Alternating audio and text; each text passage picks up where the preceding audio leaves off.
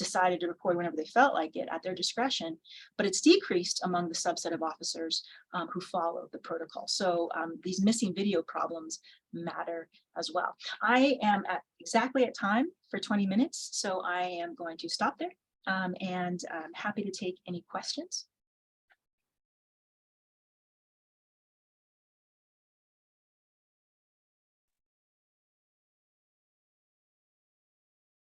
All right, before we get to questions, actually, we'll have a few minutes, excuse me, a commentary by Dr. Grant, followed by the discussion and Q&A. So Dr. Grant, at this time. All right, thanks. So first, again, I want to echo terrific conference so far. And yeah, so I read Professor Fenn's book, and it is really good. I want to recommend it. And I wrote some notes down. It's much detailed and I can't give it enough credit, but let me try.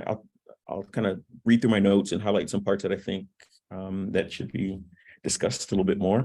So first I want to say her book, Camera Power, Proof, Policing Privacy and Audiovisual Big Data. It's used to, which she describes, to confront the hunger for a technological fix to long burning problems. So this is a law book, and it's, for me in computer science, it's exceptional that multiple sources are used to support every claim, right? And so you can use it almost like an encyclopedia to go back in time for some of these cases. And I think this is important, that it's grounded in fact, and that it's important because, at least for someone like me, it's an emotional topic. And so it must be hard to write about all these cases without discussing all of the nuances, in the events. And I personally just want to take privilege to say, I remember, at least the day Trayvon Martin was killed, I was a grad student in Florida at the time, a few hours away in Gainesville. And I remember because I was watching the NBA All-Star game on the same day at my desk, and I stayed on campus a little bit longer because it was raining that day. And so there's small facts in the case that made sense to me. Like, so he was wearing a hoodie, of course, it was raining. They described him as going from building to building. Like, yeah, because it was raining. I knew it was rain in Florida at night. That's how it is. And so Professor Feng in her book made decisions not to avoid some of the emotional graphic nature of the content. And it's necessary, it's necessary to see that. And I'll skip down to a line in the book that I thought was really good. She said, well, I'll paraphrase it. It says, it takes seeing to spur action. And it was images of crowds grinning at lynchings and mob domination of justice that spurred judges far removed to regulate police. So it talks about the need to see some of the images. And I think this partly why Professor Fenn in her presentation used some of the video from some of the events. And there's deep repercussions from the cases that's impossible to go into. Professor Fenn does talk about George Holliday's life, who is the person who recorded the Rodney King beating. This is, not even modern days. This, I guess, 90s isn't modern day anymore. But there's cameras then, and she talks about the effect that had on his life. And there's so much more that you could discuss from just that case. All right. So the book describes legal avenues and repercussions that happens when you start recording. It describes also the partisan perception that comes from recording and the systematic barriers, including computer systems that there are to enable the different types of recording. I know for my work, there's tons of companies working on these problems. Professor Fenn discusses it. There's issues deploying the cameras, like using private companies like Axon, and processing the massive amounts of data involved, petabytes of data that are generated from companies like areas like Loudermilk, companies like Palantir, Meta, Amazon, Microsoft. They're all trying to mine these massive amounts of data to avoid what is called transactional myopia. That's blind spots from not looking at all the data, right? And so there's already evidence that's mentioned in the book that when you look at more data, you see more trends that you wouldn't see when looking at, or you may dismiss when looking at one case. One of the cases that she describes as a Stanford research, where they They control a bunch of officers. They control some of the text from their interactions and found that Black motorists were spoken to less respectfully. And it takes machine learning and deep learning approaches to uncover some of that. But still, nowadays, the data are growing so large and the approaches become out of date as soon as they are released, right? And like a car, it depreciates like a car driving off a lot. But the book gives a bunch of what if examples of what happens when you put cameras into the hands of different parties, like the more police, more citizens, and others. And so the book gives this phrase called a two-valent state. I think that's my best French accent. It's a French word that means surveillance, not surveillance from top down, or kind of bottom up. It's kind of everywhere, cameras everywhere. And so that is, she kind of alludes to, that's kind of what's needed, but it's really hard to see happen. So I'll already talked a little bit too much, so I'll leave with a question. I'll start a question. And so as you described in the talk and in the book, there's this fundamental power imbalance between policing citizens and police and the citizens and the legal community. But since the book was published, there have been calls to defund the police, right? And so paradoxically, some of the solutions required some of the solutions needed would require a huge budget, right, to enact all this. So the question is, can you see the tension, or can you describe how calls to defund the police co-function with this type of two-valent state? And I'll kind of jump off there. Thank you. Thank you, Dr. Grant, and thank you to Drs. Irvin and Ware and the conference organizers for the best commentator ever in Dr. Grant. It makes every person who writes a book and published by an academic press dreams of having as amazing as a reader and as and somebody who actually read the book, let's be real, but somebody who is as amazing and brilliant of a reader. And from computer science, which was when I thought about the audience, like, you always say in your proposal, you're going to reach a wide audience, but you really just hope you'll reach any audience and somebody will buy your book. And then to have somebody so amazing and a computer scientist whose work I really admire, and professor and scholar read your book is such an honor. So it makes it all worth it. Thank you so much for that. And then with respect to, and then the really important and hard question about this nation's roller coaster and oftentimes lip service claims of defunding the police. Why do I say lip service? Well, I'm in Seattle. It's one of the most defund the police jurisdictions in the nation. And what happens, what we're already seeing, even in the most defund the police jurisdictions, even when the calls are heated, and sometimes they seem like they're being heated, that the city council or whatever is being responsive. What we're actually seeing is people will make the budget look like it's being cut, and then they'll actually then just shift the budget over to like a different unit. Do you know what I mean? So it'll come out of like parking. So then you can say, we defunded the police by X number of millions, but really like parking enforcement just went to another like transportation or something. So there is a bit of a shell game to the extent that you're actually seeing defunding the police at all. You're also on the ground, you're also seeing a little bit of a funding shell game sometimes as to whether that or not that's happening. What we're seeing, and we're also seeing honestly, in the roller coaster ride, like you often see this thing like regression to the mean and then to like business as usual.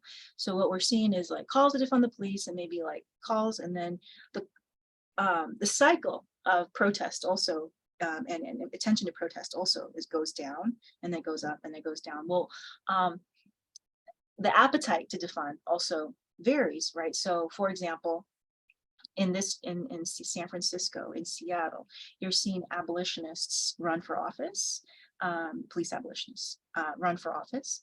And then you're seeing, you know, initially a lot of energy and excitement, but then you're also seeing people push back, and actually now you're seeing even in the most liberal cities, like the one I'm in, people are saying, hey, you 3 years ago, you said defund the police, and now look, we have gun violence, we have, you know, our streets are not, you know, etc. We don't like the way enforcement is not happening right now. And so and they'll actually use that to try to campaign against defund the police council members. So that is a long and involved way of saying that I'm not seeing the police getting defunded much in a sustainable way. And I'm seeing it in some points, in some places, but I'm also seeing shell games, and I'm seeing regressions back and forth, because the feeling of communities across this nation is very conflicted and torn about police abolitionism, about defunding the police. It's torn even in my classrooms.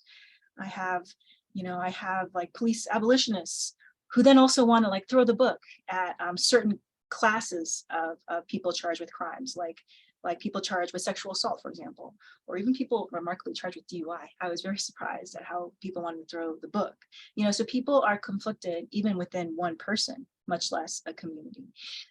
That said, you know, technology, finally, that with all that preface about the defund the police, I will say, you know, one of the challenges that we see when we study policing is it's actually more expensive to have real people who know the community, who walk the streets and get to know the kids growing up in the community.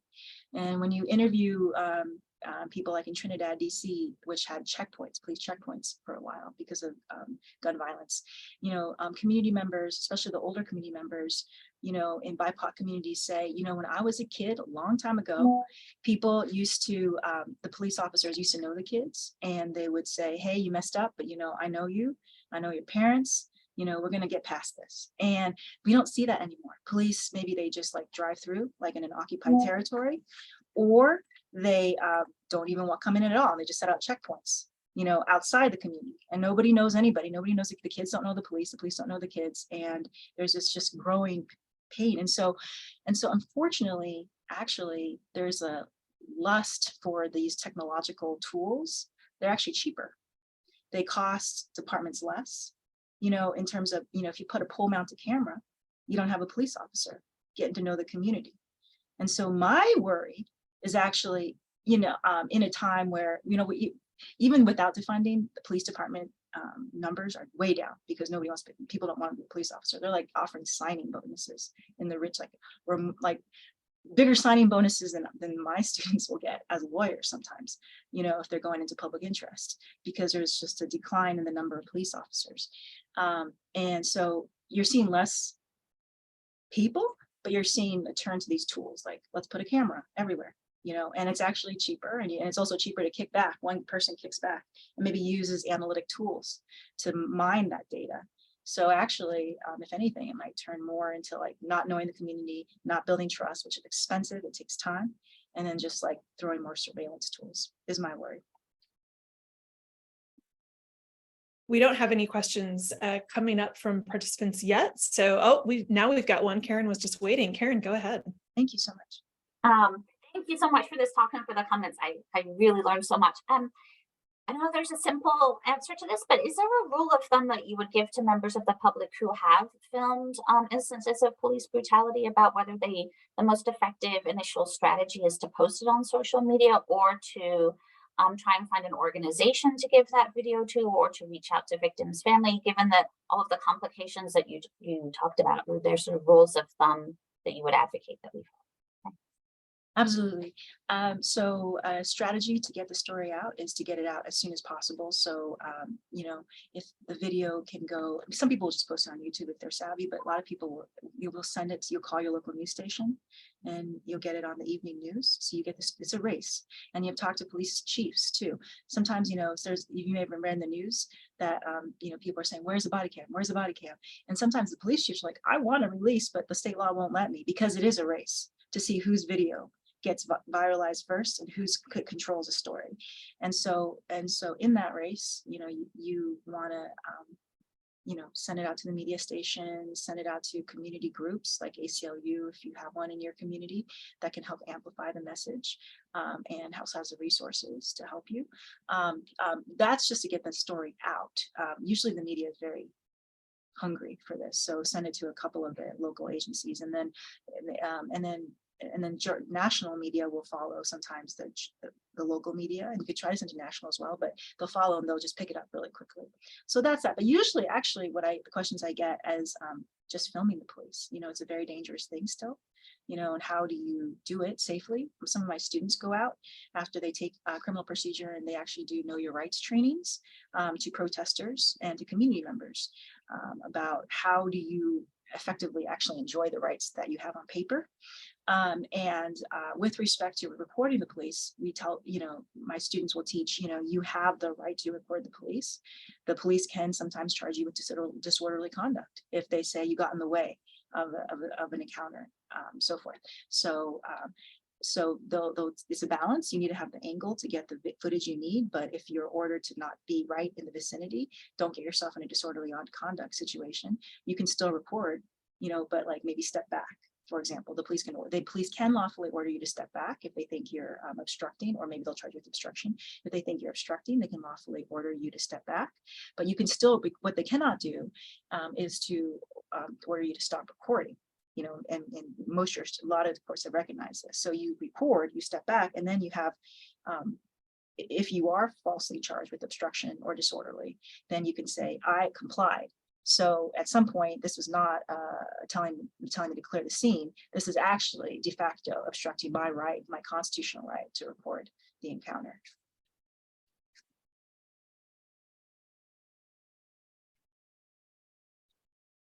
I was thinking, as you were speaking, well, you showed the clip where the officers are shouting, "Stop resisting, stop resisting."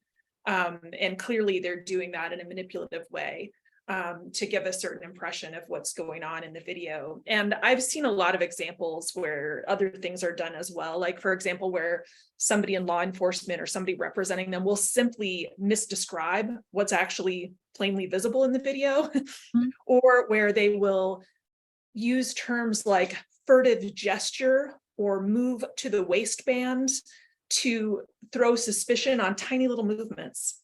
And so it seems like there's like an escalation of strategies to, like use video to show that law enforcement accounts may not be reliable, and law enforcement then has their strategies to kind of reclaim possession of the truth. And I'm just interested in your thoughts about that landscape. Absolutely. I mean, it's, police are trained in terms of, sometimes you can get sometimes the defense will actually ask for the police training video to be able to show the jury about how police are coached on certain techniques. And you pointed to some great examples. So it used to be like, if an interrogation is being recorded, and you say, you actually advise the rights and make and make sure that you say you're not under, and so, or if it was a voluntary interview, police are coached to say on camera, you came here voluntarily, so there absolutely is potential training to make a record, and police are always all the time trained to make a record, and then that can be, training doesn't cynically say, if the person's not resisting, say stop resist. They're not cynically trained to misrepresent. However, if you're trained to make a record and you control the record that you want to make, then that can happen potentially, right? And so that's why I don't have an easy solution to that. It's not sometimes the question is it even a cynical misrepresentation? Because one of the problems with police violence that we know is misperception of threat, right? Actual subjective misperception of threat. And of course, there's empirical studies that show it varies dramatically by race and the intersectionality of race and gender, that where somebody who's posing no threat is perceived genuinely by the other party as a threat. And so you can get cynical misrepresentations, but frankly, you can also just get the officer's misperception. And the problem, and with the state of current use of force law, is that it looks at the officer's it applies a so-called objective standard, but it's like it doesn't have to be what actually was true. It's based on what the officer reasonably believed was true under the circumstances and the stress of the time, etc. So misperceptions may not be a constitutional violation, and that can be extremely painful for survivors of these encounters. If we don't have any comments, I have a question, because I'm still kind of hung up on the defund the police thing, because I'm still struggling with that. Because when that was in vogue, I wrote articles about this, and I was in contact with activists, and I'm still trying to wrap my mind around what is the correct approach, because I don't think that defunding the police is going to have the effect that people who are calling for it would like for that to be. And so you, as a person who studied this kind of stuff, and you kind of flirted around your thoughts around this, but like, what do you think? Like, what should we be calling for? Should we be calling for defunding? Should we be calling for funding the police? A new police force? Like, what is it we should be calling for to kind of address some of these issues that we've seen? I actually want to, it's a deep and important question for, frankly, I'm just one person. I mean, it's really for communities and voters to decide. But I do want to do a shout out to my amazing former colleague, just like your amazing former colleague, Grant, Dr. Grant, went to Florida, and you miss him deeply. I have an amazing former colleague, Trevor Gardner, who was one of my proudest things is I helped hire him, and then he was a star, and then he left us. But he has been writing really important stuff, and one of his most recent pieces. He is a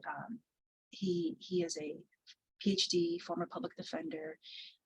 He is a BIPOC scholar, and he wrestles deeply with these difficult questions. And one of the most powerful pieces and bravest pieces to date of as many great pieces that I read is wrestling with this deep question and what it means particularly for BIPOC communities, because BIPOC communities are not uniform about defunding the police, you know, and what that means if there is no police in the community. If there's when you call 911, no one comes. What does that mean, you know, for BIPOC communities? And I think it's the best piece written on it. I haven't written on it, so I refer you to his most recent article, Trevor Gardner. Shout out, he's the best. I have a new colleague, we replaced him, but we're hopeful. Dr. Grant, I see your hand raised. Yeah, thanks. So I want to follow up on that. So the question, so I've heard that people say that if to stop police shootings, you need to take out life insurance on people who are vulnerable. And then, you know, and somehow, you know, insurance companies had this effect on policy. Like, you know, with car companies, they want to put sensors in your car, and that helps your insurance policies. But yeah, so the question is, when you follow the money, what's the role of insurance companies in police departments, trainings, and use of force? That is such a brilliant question. I love it. You were a lawyer, and were you secretly ever thinking about being a lawyer? That's a really important question. People like look at the visible institutions, the obvious things like the police and stuff, but what they don't think about is the money behind it, you know, and the institutions with money that can shape decisions. And insurance is like, my husband jokes, he's also a lawyer. He loves insurance because he's the one, he sues various things, like various powerful entities. And if you sue, if you bring civil rights suits, if you bring public health lawsuits, you got to follow the money. You got to follow the money, the person who supplies the money. And so it's such an important question, because when you sue the police for a civil rights violation, it's the insurer that's paying. It's not the officer. It's, you know, it's really weird. The lawsuit will name the officer, the police officer, but actually the person who's paying is the insurance company.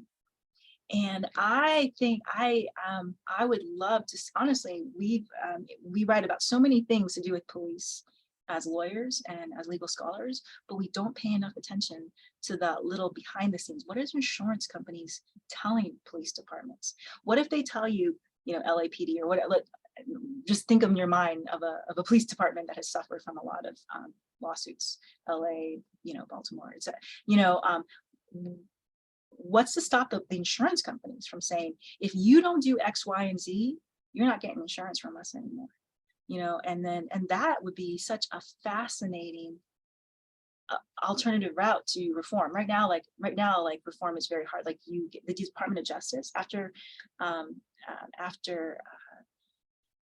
the national outcry over the televised beating of Rodney King, among some of the changes was a federal law that allows the U.S. Department of Justice to sue police departments for patterns and practices of civil rights violations and then force reforms. Like, you know, we're suing you, but, you know, you can settle it if you do these following reforms.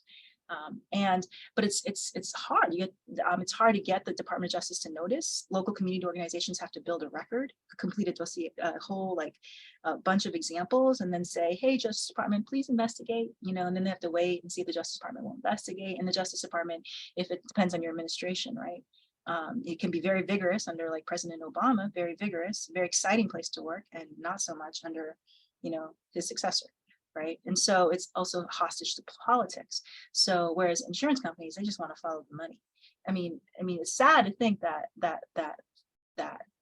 the interest of an insurance company weighs more than the lives that are at stake, but it's also realistic. Right. So it's a really powerful question. All of which is to say, Dr. Grant, if I ever write about this, it's a great idea. It's a great idea to say like insurance companies should take a role in police reform. I haven't seen literature on it. I haven't looked yet because I am guilty too. I don't look at insurance companies, but I think it's a brilliant idea. And I will, if I write on it, I will say all thanks to you for the great idea.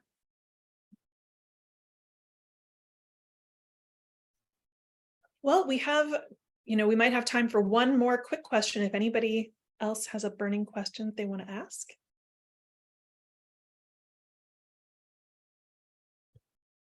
Or Professor Fan, if you want to make any closing comments. I just want to thank you. It's an amazing idea. I mean, I feel like I learned so much this morning, and again, thank you for giving me your star commentator. I feel so lucky to have Dr. Grant.